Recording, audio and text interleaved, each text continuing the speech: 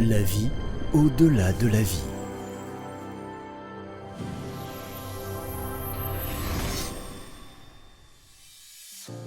Un jour, après l'anniversaire d'Isabelle, Réa a amené sa petite amie chez ses amis. C'était une très belle fille. Leïla. Leïla aime voyager dans des univers parallèles et elle a voulu nous offrir un tel voyage. Très intéressant. Sont-ils similaires aux nôtres ou non ? Les mondes parallèles réalisent les possibilités qui ne sont pas réalisées dans notre monde, car toutes les possibilités qui s'y trouvent doivent être réalisées. Il existe de tels mondes qui sont presque entièrement similaires aux nôtres, avec un décalage dans le temps. Dans ces mondes se trouvent les âmes qui se réincarnent pour la deuxième fois. Celles qui n'ont pas encore compris leur leçon dans ce monde. Ils ont presque les mêmes parents, les mêmes amis, les mêmes ennemis et les mêmes circonstances. Presque parce qu'il n'y a pas de monde complètement identique. Cependant, si leur père, leur mère, leurs camarades, leurs ennemis se ressemblent, les âmes qui jouent leur rôle sont certainement différentes. À l'exception des âmes réincarnées pour la deuxième fois qui répètent également leurs leçons. Il existe des mondes qui ont avancé dans le temps. Là-bas, disons que le 5e millénaire est déjà en cours. Quelque part, il y a eu l'Armageddon et la vie repart à zéro. Certains mondes y ont échappé et continuent à se développer. J'aime particulièrement un monde où le matriarcat a été préservé et où les enseignements du Tantra n'ont pas été détruits, comme cela s'est produit dans le nôtre. Ce monde vit aujourd'hui un âge d'or, sans guerre, sans révolution et sans pogrom. Il n'y a pas de criminels ni de vauriens. Les gens vivent heureux et tout le monde se développe spirituellement. Fantastique. Je veux voir ce monde. Alors allons-y. L'entrée dans les autres dimensions de ces mondes se trouve au centre de la galaxie. Mais je veux aussi te montrer la beauté de l'espace. Alors volons dans l'espace. Les amis se sont retrouvés dans l'espace, d'où l'on pouvait voir tout le système solaire. Les planètes et le soleil bourdonnaient comme des bols tibétains chantants de différentes tailles. En changeant lentement de tonalité, l'étonnante musique des sphères retentissait. Les planètes étaient des êtres vivants, mais elles vivaient plus lentement que nous. Alors qu'une vie entière s'écoule pour les humains, 1 minute seulement s'écoule pour elles. Mais leur perception était plus rapide que celle de l'homme. Il faut plusieurs mois à un être humain pour lire et comprendre un ouvrage scientifique complexe. Avec eux, ce serait instantané. L'esprit du soleil, lui, était divin. Avançant plusieurs fois plus vite que la lumière, traversant constellations et nébuleuses, les amis s'approchèrent d'une énorme boule de lumière, aussi grosse que des millions de soleils. C'était le centre de la galaxie. C'était un grand être vivant pour qui 1000 ans n'étaient qu'un instant. Mais il était le dieu de toutes les étoiles et de toutes les planètes, et il était responsable de tout ce qui se passait dans la galaxie. Avec un sentiment de respect sacré, ils ont volé à l'intérieur et y ont vu une volumineuse étoile à faisceaux multiples, dont chaque aile était une entrée vers l'un des mondes parallèles. Et si l'on ne pensait pas exactement où l'on veut aller, on peut se perdre à jamais dans leur labyrinthe. En volant dans l'un des faisceaux, ils se sont retrouvés près de la Terre et, à vol d'oiseau, ils ont vu de petites maisons et des temples enfouis dans la végétation. En se rapprochant, ils ont aperçu un temple près duquel plusieurs femmes et un homme étaient assis et faisaient des exercices de yoga. Ils étaient vêtus d'habits rappelant les vêtements indiens. Leïla les conduisit jusqu'à une dame âgée assise en posture du lotus, en méditation. Voici Zarma Devi. La femme douée de clairvoyance les a remarqués et a commencé à communiquer mentalement avec eux. « Je pensais que les voitures voleraient dans les airs maintenant. Et vous êtes à l'âge de pierre, n'est-ce pas ? Le progrès technologique n'est pas un indicateur d'intelligence. Il s'agit simplement d'une adaptation forcée à la surpopulation de la planète. La technologie spirituelle est bien plus importante. Contrairement à vos frères, nous contrôlons le taux de natalité et le maintenons à un niveau minimum. En outre, nous savons comment contrôler le sexe de l'enfant et nous donnons naissance à beaucoup plus de filles. Un proverbe dit que si beaucoup de garçons naissent, il y aura la guerre. C'est pourquoi nous vivons heureux et en harmonie. Nous nous contentons de petites choses. Nous mangeons les fruits des arbres. Nous matérialisons les choses nécessaires. Nous communiquons par télépathie.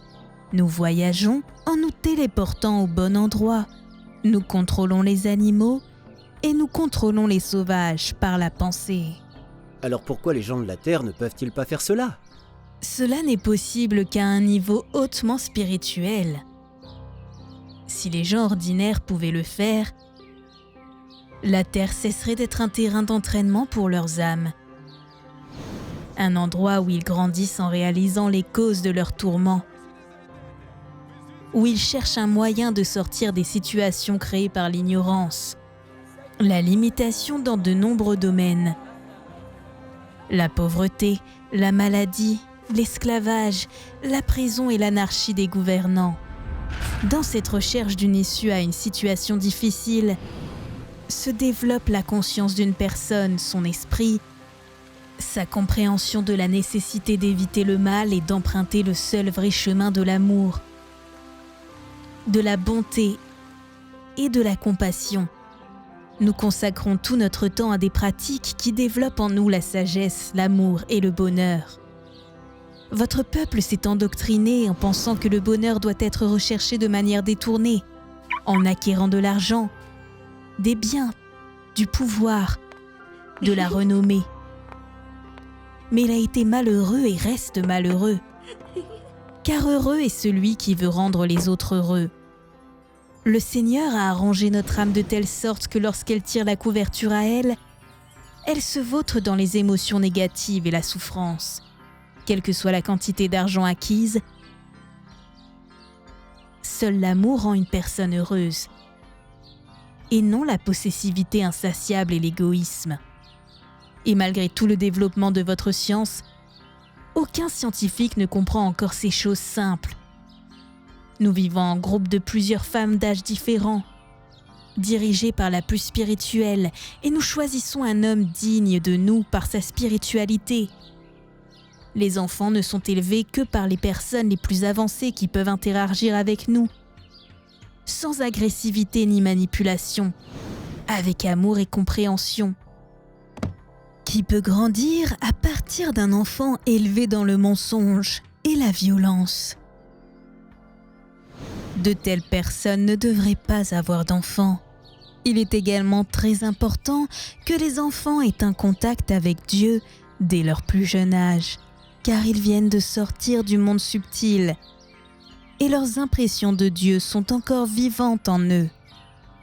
L'être humain a des pouvoirs et des capacités incroyables, mais pour les révéler, il faut pratiquer le yoga et d'autres méthodes de révélation des siddhis. Mais votre civilisation de barbares a pris un chemin différent. Vous avez commencé à améliorer le monde extérieur au lieu de vous développer vous-même.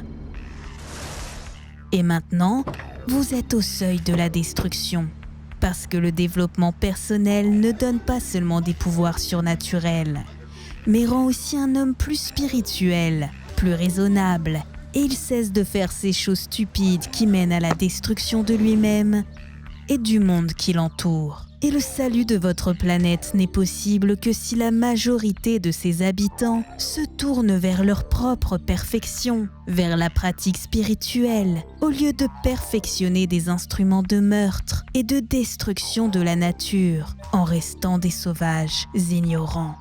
Et parlez-moi de la création de la vie, je pense que mes amis seraient intéressés. Bien sûr, il n'y a pas eu de commencement, car le monde est éternel.